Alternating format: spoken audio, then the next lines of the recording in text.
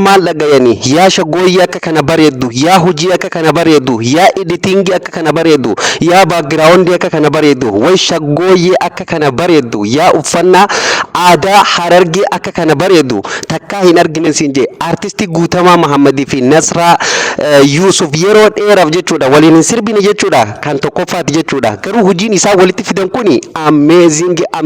amazing dhugaa rabbi hojii addaati Guutamaan har'a hojii addaa qabatee dhufe jechuudha barri kuni baruma artistoota Oromooti artistoonni Oromoo barana hin dandamne bakka shaggooyyee ajaa'ibaa isin takka argitanii hin beekne jechuudha akka ajaa'ibaa kanatti irraa fixanii waan hunda xumuranii kilippii isaa xumuranii jechuudha waama hunda qulqullina olaanaan kwalitii olaanaan xumuranii nu biraan ganii jiran galatoomaa jechuun qabna jechuudha daawwattoota fi kabajamtoota akkam jirtu ani Oromaanidha baga deebiin gara chaanaala keenyaa dhuftan namoonni haaraa tata subscribe godha viidiyoo like godha akkuma beekamu viidiyoolee artistoonni keenya dalagan hundumaayyuu bilisaan jechuudha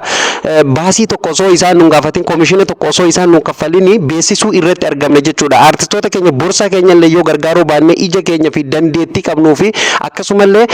gurra qabnu hundumaanu gargaaruu qabna barri bara dijitaalawaati borsaan gargaaruu osoo hin taane ijaa fi harka keessan qofaan gargaaruu dandeessan artistoota keessan viidiyoo isaanii daawwatu subscribe godhuun like godhuun yaada bareedaa komentii irratti barreessuufiin jechuudha nulleen beeksisuu irratti argamne jechuudha kanaafuu daawwattootaaf kabajamtoota artistoonni qaqqaxaleen kun lamaan baha Oromiyaa irraa qabatanii dhufanii jiran eessatti gadi dhiifama kan jettanii yaaddotaniif jechuudha shaggooyyeen kun yeroo muraasaaf gadi dhiifamuu fi chaanaala YouTube artistii yookaan wallistuu Nasraa Yusuf irratti kan gadi dhiifamu jechuudha daawwattoota keenya kanaafuu chaanaala YouTube Nasraa Yusuf dhattanii subscribe godhuu hin dagatin akkuma beekamu gaa Guutamaa Mahammad ilma Oromoo sabboontichaa warra bahabiiftuu ardiin warra bahabiiftuu biqilchitee ummataaf kennite shaggooyyee yeroo hedduu shaggooyyee adda addaa irra deddeebi sirbuun ummata biratti fudhatamummaa guddaa fi jaalatamummaa guddaa onnee ummata Oromoo hunda keessatti jaalala guddaa horatee kan jiru jechuudha sirboota warraaqsaallee yeroo keessafuu maastar pilaanii sanii hedduu bara qabsoo 2016 irraa jalqabee jechuudha hedduu sirbaa ture hedduu sirboota warraaqsaatii fi walaloo adda addaa akkasumallee namni kun nama jabaadha nama an beeku nama agartee waan hunda keessatti very strong boys dhugaa hedduu dhiira jabduudha jechuudha baay'ee dhiira jabaadha kanaafuu mucaan kun jabeeffamuu qaba mul'achuu qaba jechuudha uummata keessayyii kanaafuu dhattanii jajjabeessuu qabdanii chaanaala mataa isaallee yeroo dhiyoo keessatti kireet godheenii dhufa chaanaalli kana dura inni banatee fiil ta'ee viidiyoon isaa nama bira ga'uu waan hin dandeenyeef yeroo gabaabaa keessatti chaanaala bareedaa tokkoon waan gadi dhufaa jiruuf kanaafuu jajjabeessuu qabna amma immoo hojii bareedaa hojii kwalitii olaanaan hojjetame artistii teenya jaalatamtuuf kabajamtu Nasraa Yusuf waliin bifa isin viidiyoo irratti argitan kanaan jechuudha hojii qulqullina olaanaa qabu hojjetanii dhufanii jiran jechuudha nu biraan ganii jiranii galata guddaa nu biraa qaban jechuudha akkuma beekamu waa Guutamaani sirboota jaalalaa babbareedaa mimmi'aawaa hedduu akka dammaatti mi'aawu uummata keenya biraan gaa turuun isaanii yaadatama jechuudha kanumaan wal qabatee gaa amma dammaa fi dammi gizee walitti dhufe gaa waan si himuun qabu gaani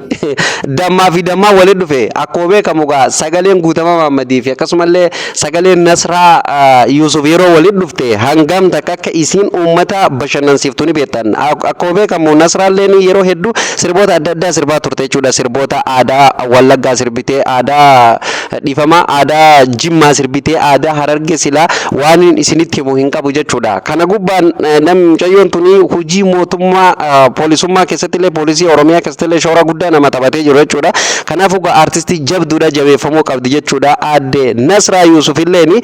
wallee ajaa'ibaa qabatanii dhufanii dhugaa rabbi walleen hedduu namatti tola harki viidiyoo kana ediitii godhee fi harki daarekteerri viidiyoo kana dalage barakaa argaddaa dhugaa ajaa'ibatti aadaa ofii yoo mul'isan haala kanaani jechuudha haala kanaan aadaa ofiillee yoo mul'isanii bifa aartiitiin aadaa ofii ganda hundarra waan hundarra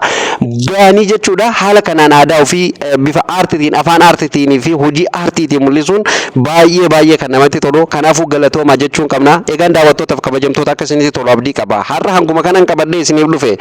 bishaan irra dhugaa garaan nyaguroodha jee Jamaal shee Ibro Shaliyyiiti kanaafuu har'a hanguma kana wanni qabadhee isiniif dhufe jechuudha daawwattoota keenya chaanaala Oromaan maaliif subscribe goone isin subscribe godha share godha teessanii nu laalina hojii babbareedaa akkana kan isiniif fidu share godha sirriitti chaanaala akka ol ka'uuf hanga viidiyoo biraatti walitti deebinutti nagaa ta'a.